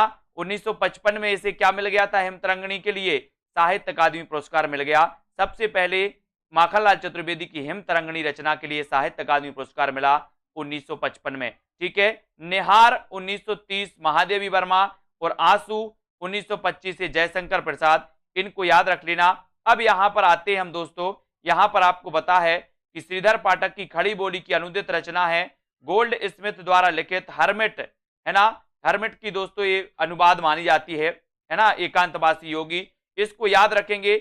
जन्म काल के आधार पर निम्नलिखित कवियों का सही अनुक्रम बताइए। सही अनुक्रम बताइए, कवियों का सही अनुक्रम बताना है जन्म काल के आधार पर। तो अपन ने पढ़ा है, ये चीज तो अपन ने पढ़ी है कि सर बालकृष्ण भट्ट आते हैं सबसे पहले, यानी कि 1844, है ना। फिर 1844 के बाद 1850 में कौन आते? भारतेंदु हरिश्चंद्र, है ना। तो यहां पर देख लो थोड़ा सा, भारतेंदु हरिश्चंद्र है किसी में, यहां पर भी हैं और यहां पर भी हैं। एक नंबर में नहीं है, कट कर दो, डी नंबर। दो तो आपके कट हो जाते हैं। अब दो में आपने देखा कि सबसे पहले आए भारतेंदु, यहां भारतेंदु, फिर यहां पर बद्रीनारायण चौधरी प्रेमघन और प्रताप नारायण मिश्र जगमोहन, ये लास्ट में आते हैं। तो उत्तर आपका यहां पर सी की तरफ चला जाता है। सी नंबर आपका बिल्कुल सही है। ठीक है, सी नंबर इसकी यहां पर अपन थोड़ी सी व्याख्या देखते हैं। भारतेंदु जी का जन्म की बात करें तो 1850 में पहले भारतेंदु जी, बद्री नारायण चौधरी प्रेमघन 1855, प्रताप नारायण मिश्र 1856 और जगमोहन सिंह 1857। तो 50 में भारतेंदु, 55 में बद्रीनाथ, है ना, और दोस्तों प्रताप नारायण मिश्र 56 में, है ना, 56 का प्रताप है। बोले सर 56 इंच सीना का क्या है? प्रताप है। इनको याद रख लेंगे। बोले 56 इंच सीना का प्रताप है ना। और बोले सर बचपन में लोग बहुत प्रेम करते हैं। बचपन में करते प्रेम की नहीं, तो बचपन से 55 तक ऐसे याद रख लेना। बोले सर भारतेंदु जी का तो आपको पता ही है 50, है ना। बद्रीनारायण चौधरी प्रेमघन, बोले आपको पता होगा, आपने अनुभव भी किया होगा। बोले सर प्रेम करते हैं बचपन में लोग, बचपन में यानी कि 55 में प्रेम करते हैं, है ना, सभी लोग करते हैं। प्रताप है किसका? बोले सर 56 इंच सीने का प्रताप है। 56 इंच सीना, है ना, प्रताप है। तो प्रताप नारायण 1856 और जगमोहन 57, है ना, संतान, इसको भी याद रख लेना। अगर आपकी संतान ना होती हो तो मोहन के पास जाना, भक्ति पूजा करना, तो याद रख लेना। तो इसको सभी लोग याद रखेंगे। अगला क्वेश्चन 36 का उत्तर आपने चयन कर ही दिया है कि स्वतंत्रतावाद का कवि कौन कहा जाता है हिंदी में? तो श्रीधर पाठक। श्रीधर पाठक यानी सी नंबर आपका बिल्कुल सही है।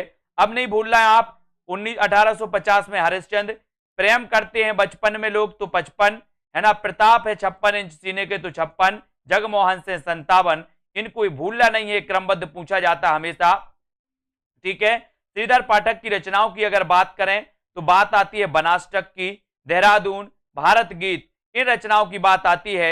अगला क्वेश्चन आपको बताना, नासिकेतोपाख्यान के लेखक कौन माने जाते हैं? चयन करिए, नासिकेतोपाख्यान के लेखक कौन माने जाते हैं? बिल्कुल कौन माने जाते हैं? भारत गीत, जगत सच्चाई सार, ये तो श्रीधर पाठक की मानी जाती हैं।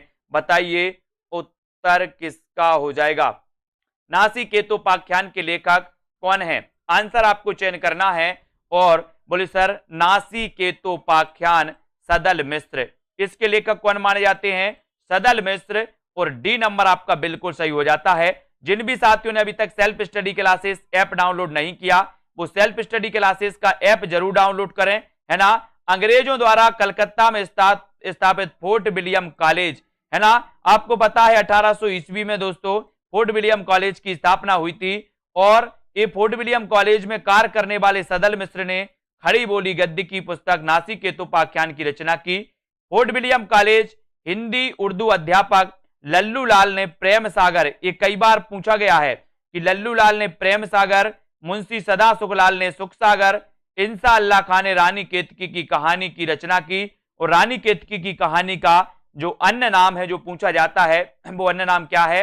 उदय भानचरित। रानी केतकी की कहानी इंसा अल्लाह खां और इसका अन्य नाम है उदय भानचरित, है ना। प्रेम सागर के रचनाकार लल्लू लाल, है ना।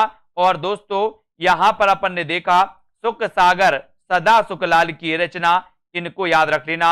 नासिकेतोपाख्यान सदल मिश्र की, फोर्ट विलियम कॉलेज की स्थापना 1800 में हुई, है ना, ये भी आपको याद रख लेना है दोस्तों।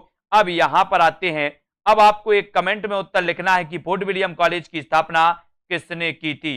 कमेंट में उत्तर जिनको भी बनता है वो कमेंट में जरूर लिखें, ठीक है। यहां पर आ जाते हैं, यहां पर आपको प्रश्न बताना है कि इनमें से कौन सा नाटक भारतेंदु जी का नहीं है? कौन सा नहीं है भारतेंदु जी का? भारत दुर्दशा, नील देवी, साधना जी, प्रेम जोगनी, रणधीर, प्रेम मोहिनी। जिन भी साथियों को कोर्स में एडमिशन लेना है वो कोर्स में एडमिशन लेते चलें और दोस्तों अपनी तैयारी को यथावत करें, चाहे वो जूनियर टेट वाले हों, चाहे दोस्तों आपके पंजाब मास्टर कैडर वाले हों, टीजीटी पीजीटी वाले हों। दोस्तों तैयारी आपको करनी है तो आ जाइए सेल्फ स्टडी क्लासेस ऐप पर, बढ़िया आपके लिए कोर्स लॉन्च किया गया है। व्यवस्थित पढ़िए, क्रमबद्ध पढ़िए, ट्रिक से पढ़िए, है ना। कौन सा नाटक भारतेंदु जी का नहीं है? तो अपन ने पढ़े हैं, है ना, पढ़े हैं क्या? नहीं, भारतेंदु जी का नाटक कौन सा नहीं है? नील देवी तो है, भारत दुर्दशा है, प्रेम जोगनी है, रणधीर प्रेम मोहिनी नहीं है। रणधीर प्रेम मोहिनी ये नाटक दोस्तों याद रख लेना, ये किसका है? ये है श्रीनिवास दास का। श्रीनिवास दास का माना जाता है दोस्तों रणधीर प्रेम मोहिनी। इसको याद रखेंगे। रणधीर प्रेम मोहिनी नाटक भारतेंदु हरिश्चंद्र का नहीं, बल्कि ये किसका है, लाला श्रीनिवास दास का है। इनके अन्य नाटक दोस्तों ताप्ता संवरण, संयोगिता स्वयंवर, है ना, किसके, श्रीनिवास दास के, ये भी आपको याद रख लेना। और दोस्तों भारत दुर्दशा, नील देवी और प्रेम जोगनी भारतेंदु हरिश्चंद्र के नाटक माने जाते हैं। अगला क्वेश्चन आपकी स्क्रीन पर है, सुख सागर की रचना किसने की, बताइए। सदल मिश्र ने की, लल्लू लाल, इंसा अल्लाह खां या फिर सदा सुखलाल ने। दोस्तों ये तो आपको पता ही है, हाँ बिल्कुल, बहुत बढ़िया। ये जो रणधीर प्रेम मोहिनी है, ये दोस्तों प्रथम दुखांत नाटक माना जाता है। आपसे कभी पूछा जाए कि हिंदी का प्रथम दुखांत नाटक कौन सा है, तो आपको बताना श्रीनिवास दास का रणधीर प्रेम मोहिनी। Very good. सुख सागर की रचना किसने की, बताइए। सदल मिश्र ने, लल्लू लाल ने, इंसा अल्लाह खां या फिर सदा सुखलाल ने सुख सागर की रचना। और बोले सर सुख सागर की रचना सुख सागर और सदा सुखलाल, सुखलाल, ठीक है। भारतेंदु पूर्व हिंदी गद्य के 4 और नायकों की निम्नलिखित रचनाएं हैं, जिसमें सुख सागर, है ना, मुंशी सदा सुखलाल ने लिखा। इंसा अल्लाह खां, जिसे उदयभान चरित भी कहा जाता है, इस इंसा अल्लाह खां को रानी केतकी की कहानी, है ना, याद रख लेना। इनकी दोस्तों सॉरी, रानी केतकी की कहानी को उदयभान चरित कहा जाता है, इंसा अल्लाह खां की रचना है, याद रख लेना। और नासी केतुपाख्यान सदल मिश्र और प्रेम सागर लल्लू लाल की रचना मानी जाती है। अगला क्वेश्चन आपका दोस्तों, कविता रत्नाकर शब्द किस कवि के साथ जुड़ा। रत्नाकर शब्द बताना किस कवि के साथ जुड़ा है, हरिश्चंद्र के साथ, जगन्नाथ या फिर वद्री नारायण या भिखारी दास के साथ। सभी लोग लाइक जरूर कर देना अपने मित्र, और दोस्तों सभी अपने शेयर जरूर कर दिया करो अपने साथियों तक, है ना। रत्नाकर शब्द किस कवि के साथ जुड़ा है, इसका उत्तर आपको चयन करना है। और अपन ने कई बार पढ़ा है कि सर जगन्नाथ दास रत्नाकर, रत्नाकर, इसको याद रखेंगे, जगन्नाथ दास रत्नाकर, है ना। बी नंबर आपका बिल्कुल सही हो जाएगा।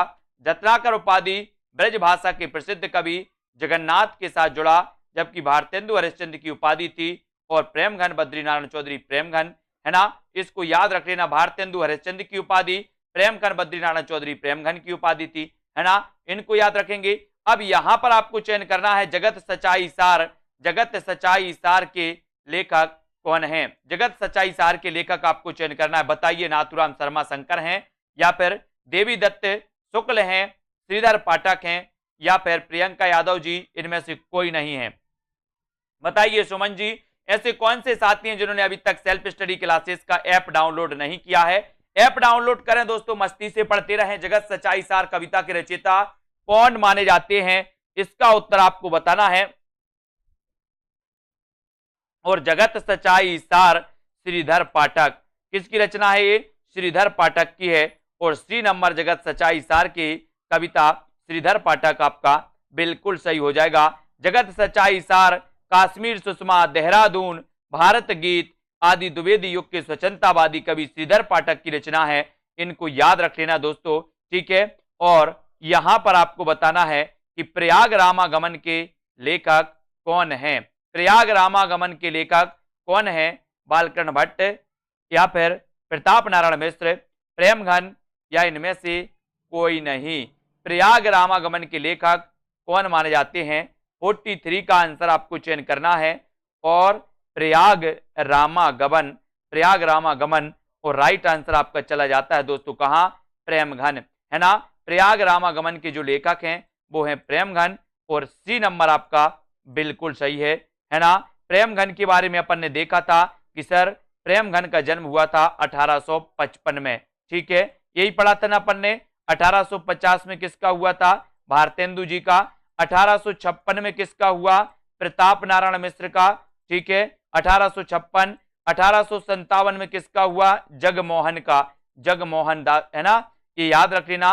1850 भारतेंदु, और 1844 में किसका हुआ, बालकृष्ण भट्ट, है ना। 44, बोले बाल को चबा लो, है ना, कई कई बोलते ना कि सर बाल बहुत अच्छे हैं, बोले चबा लो तो, है ना, चबा तो क्या हो जाएगा, 44, 44, है ना। 44 में बालकृष्ण भट्ट, 1850 में भारतेंदु हरिश्चंद्र, 1855 में बद्रीनारायण चौधरी प्रेमघन, है ना। 1856 में प्रताप नारायण मिश्र, 1857 में जगमोहन, ये आपको याद करना है, ये क्रमबद्ध पूछा जाता है हमेशा, इसको याद रख लेना है दोस्तों, ठीक है। अब यहां पर आते हैं, अगला क्वेश्चन यहां पर पढ़ते हैं, इसके बारे में देखते हैं। प्रेमघन जी के भारतेंदु मंडल के साहित्यकार बद्रीनारायण चौधरी प्रेमघन ने भारतेंदु की भांति पद्य एवं गद्य दोनों में विपुल साहित्य रचना की। प्रयाग रामागमन, भारत सौभाग्य, जीर्ण जनपद, आनंद अरुणोदय, हार्दिक हर्षादर्श, मयंक महिमा, अलौकिक लीला, वर्षा बिंदु, ये भी आपको याद रख लेना है, ठीक है। और आर्याभिनंदन, स्वागत आदि प्रेमघन की प्रमुख रचनाएं हैं। प्रेमघन ने दोस्तों मासिक पत्रिका आनंद कादम्बिनी तथा दोस्तों हाँ साप्ताहिक पत्रिका नागरी नीरद का संपादन किया था। आनंद कादम्बिनी और नागरी नीरद, बोले सर नगर में आनंद का प्रेम है ना, याद रख लेना, प्रेममय आनंद है, नगर में प्रेममय आनंद है, तो नगर से नागरी नीरद है ना, आनंद से आनंद कादम्बिनी, प्रेम से प्रेमघन द्वारा संपादित मानी जाती हैं, याद रख लेना बिल्कुल। अंबिका दत्त व्यास का 1858, ये भी याद रख लेना, अंबिका दत्त व्यास 58 है ना, याद रखो। कली कौतिक रूपक के लेखक कौन है? कली कौतिक रूपक के लेखक आपको चयन करना है, प्रेमघन है, प्रताप नारायण मिश्र है, बालकन भट्ट हैं, या फिर इनमें से कोई नहीं। कली कौतुक रूपक के लेखक कौन माने जाते हैं? कली कौतुक। अब मैंने आपको याद भी करवाया था कि कली का प्रताप होता है, कली है ना, अपन देखते बोले सर फूल में कली खिली है, कली, और कली का बहुत प्रताप है ना, तो कली कौतुक के रचनाकार प्रताप नारायण मिश्र, क्योंकि प्रताप तो कली का ही है, और बी नंबर प्रताप नारायण मिश्र आपका सही हो जाता है। कली कौतुक नामक रूपक के लेखक भारतेंदु मंडल के लेखक प्रताप नारायण मिश्र है ना, ये माने जाते हैं दोस्तों। जुआरी खुआरी, कली प्रभाव, हटी हमीर, गो संकट, संगीत शाकुंतल आदि प्रताप नारायण मिश्र ब्राह्मण नामक पत्रिका के संपादक थे। ब्राह्मण के क्या थे? प्रताप नारायण मिश्र। बोले सर ब्राह्मणों का बहुत प्रताप है, ब्राह्मणों का पूजा पाठ में बहुत प्रताप होता है ना, अपन ने देखा है ब्राह्मणों का प्रताप होता है, इसलिए ब्राह्मण पत्रिका के संपादक कौन है? प्रताप नारायण मिश्र है ना। हिंदी प्रदीप के संपादक कौन थे? बालकृष्ण भट्ट। आनंद कादम्बिनी और नागरी नीरद के कौन थे? तो आनंद कादम्बिनी और नागरी नीरद के कौन थे? प्रेमघन। इनको अपन को याद रख लेना है। 19वीं सदी के नव जागरण के दौरान किस पत्रिका ने हिंदी गद्य के विकास में योगदान दिया? 19वीं शताब्दी बताना है, 4 विकल्प हैं, 4 में से आपको चयन करना है, क्या राइट आंसर हो जाएगा? 19वीं सदी के नव जागरण के दौरान किस पत्रिका ने हिंदी गद्य के विकास में योगदान दिया? तो वो पत्रिका कौन सी थी? ये 4 विकल्प हैं हिंदी गद्य के विकास में, आपसे बोला गया जीतू जी, और यहां पर आपका बिल्कुल सही आंसर हो जाएगा कवि बचन सुधा। ये ए नंबर आपका बिल्कुल सही है, जो आपने बिल्कुल सही बताया। 19वीं सदी के जागरण के दौरान हिंदी गद्य के विकास में भारतेंदु हरिश्चंद्र द्वारा संपादित मासिक पत्रिका है ना कवि बचन सुधा, जिसका प्रकाशन हुआ था 1868 में है ना, ये अपन ने पढ़े थे 1868 में दोस्तों। कवि बचन सुधा, हरिश्चंद्र मैगजीन 1873, बाला बोधनी 1874, ये सभी मानी जाती हैं। अब यहां पर आपको बताना है कि 19वीं सदी में खड़ी बोली हिंदी के विकास में हिंदी के अस्तित्व की लड़ाई लड़ने वाले रचनाकार कौन माने जाते हैं? बहुत बढ़िया प्रश्न। प्रश्न क्रमांक 46 का आंसर आपको चयन करना है। उत्तर क्या हो जाएगा? निम्न में से 19वीं सदी में खड़ी बोली हिंदी के विकास में हिंदी के अस्तित्व की लड़ाई लड़ने वाले रचनाकार कौन है? हिंदी के अस्तित्व के लिए किसने लड़ाई लड़ी थी, वो रचनाकार आपको बताना है। और प्रश्न क्रमांक 46 में सभी लोग लाइक जरूर कर देना, अपने मित्रों तक जरूर शेयर करें दोस्तों इस सेशन को। और राजा शिव प्रसाद सितारे हिंद, यानी आपका उत्तर सी बिल्कुल सही हो जाता है, ठीक है। ये दोस्तों अस्तित्व की लड़ाई लड़ने वाले थे राजा शिव प्रसाद सितारे हिंद है ना। 19वीं सदी में खड़ी बोली हिंदी के विकास में हिंदी के अस्तित्व की लड़ाई लड़ने वालों में प्रमुख थे राजा शिव प्रसाद सितारे हिंद, यानी कि दोस्तों आपका उत्तर सी नंबर बिल्कुल सही है। अगला क्वेश्चन आपकी स्क्रीन पर है, हिंदी नई चाल में ढली यह घोषणा किसने की? बताइए। प्रश्न क्रमांक 47 है ना। इन्हें अंग्रेज सरकार ने सितारे हिंदी की क्या दी थी दोस्तों? उपाधि दी थी, और भारतेंदु जी को भारतेंदु की उपाधि दी गई थी। बताइए हिंदी नई चाल में ढली है ना, और ये दोस्तों यह घोषणा किसने की थी? भारतेंदु जी ने है ना, या फिर बाल मुकुंद गुप्त ने 1873, अपन बताते ना कि 1873 में हिंदी नई चाल में ढली, 1873 में, ठीक है। तो हिंदी नई चाल में ढली ये जो घोषणा की थी, वो घोषणा किसने की थी? तब अपना राइट आंसर हो जाता है भारतेंदु हरिश्चंद्र ने। और ऐसा भी क्वेश्चन आता है कि हिंदी नई चाल में कब ढली, तो अपना उत्तर होता है 1873, है ना। तो इसको याद रखेंगे। भारतेंदु ने अपनी पुस्तक काल चक्र, ये भी पूछा जाता है कि किस पुस्तक में भारतेंदु जी ने ये घोषणा की थी कि हिंदी नई चाल में ढली, तो वो पुस्तक थी काल चक्र। पुस्तक थी काल चक्र 1873 ईस्वी में। यह नोट दिया गया कि हिंदी नई चाल में ढली, इस नई हिंदी को हरिश्चंद्री हिंदी की संज्ञा दी गई। तो 1873 में हिंदी नई चाल में ढली, एक कई बार क्वेश्चन आया। और एक कालचक्र पुस्तक में घोषणा की, किसने घोषणा की? उत्तर हो जाता आपका भारतेंदु हरिश्चंद्र ने, ठीक है। बहुत बढ़िया। अगला क्वेश्चन यहां पर आते हैं, अगला प्रश्न अपन देखते हैं दोस्तों। हिंदी नई चाल में ढली यह कथन किस आधुनिक कालीन साहित्यकार का है? तो सेम क्वेश्चन कई बार पूछा गया तो ये भारतेंदु हरिश्चंद्र का, ठीक है, अपन ने पढ़ लिया, है ना। अगला क्वेश्चन है, बगियान बसंत बसेरो कियो बसिए तेही त्यागी तपाइन ना, और दिन काम कोतूहल के जो बने तिन बीच वियोग बुलाइए ना। बताइए ये पंक्ति किसकी है? 4 विकल्प हैं। जिन भी साथियों ने अभी एग्जाम पर दोस्तों यूट्यूब चैनल एग्जाम पार यूट्यूब चैनल दोस्तों सब्सक्राइब नहीं किया है, वो एग्जाम पार सर्च करेंगे यूट्यूब में एग्जाम पार, ठीक है। एग्जाम पार यूट्यूब चैनल हिंदी साहित्य ऐसे सर्च कर लेना। तो हिंदी साहित्य की एक लाइव क्लास आती है एग्जाम पार यूट्यूब चैनल में 10 बजे, है ना। उस क्लास को भी सभी लोग अटेंड करें, आपके लिए प्रैक्टिस करवाई जाती है, बढ़िया। तो वो भी आप पढ़ सकते हो। और यहां पर आपका बिल्कुल सही आंसर है कि बगियान बसंत बसेरो कियो बस ये ते ही त्याग तपाइए ना, दिन काम कुतूहल के जो बने तिन बीच वियोग बुलाइए ना, है ना। ये जो पंक्ति है ये बद्री नारायण चौधरी प्रेमघन यानी कि बी नंबर। और प्रेमघन का जन्म हुआ था 1855 में। प्रेमघन बोले सर 55, बचपन से लेकर 55 तक प्रेम तो ही करते हैं, है ना। और बचपन में प्रेम बहुत लोग करते हैं, बोले सर, है ना, बचपन बहुत अच्छा था, सब लोग प्रेम करते थे, आज तो सब लोग गुस्सा होते हैं, है ना। तो याद रखना यहां पर दी गई पंक्ति बगियान बसंत बसेरो कियो तिन बीच वियोग बुलाइए ना की रचनाकार बद्रीनारायण चौधरी प्रेमघन है। इनकी रचनाओं की बात करें तो जीर्ण जनपद, मयंक महिमा, वर्षा बिंदु, आनंद अरुणोदय, अलौकिक लीला, ये रचनाएं मानी जाती हैं दोस्तों किसकी? प्रेमघन की। जिनमें आनंद अरुणोदय कई बार पूछा गया, जीर्ण जनपद भी कई बार पूछी गई है ना, आनंद अरुणोदय। इसको याद रख लेना। साहित्य में नवजागरण का सूर्योदय करने वाले या साहित्यकार कौन है? बताइए। प्रश्न क्रमांक 50 में जिन भी साथियों ने दोस्तों अभी तक self study classes app download नहीं किया, वो ऐप डाउनलोड कर लें। और दोस्तों यहां पर हिंदी साहित्य का एक बढ़िया कोर्स आपको लॉन्च किया गया, जिसमें आपको विस्तृत अध्ययन, जिसमें आपको ट्रिकी वीडियो, जिसमें आपको लाइव क्लास है, टॉपिक वाइज टेस्ट भी आपको कराए जाते हैं, प्लस हिंदी व्याकरण भी उसमें रहता है। तो दोस्तों आज ही ज्वाइन करें कोर्स को। मात्र 1200 रुपए का एक कोर्स है, 1 साल की पूरी वैलिडिटी आपके लिए दी जाती है।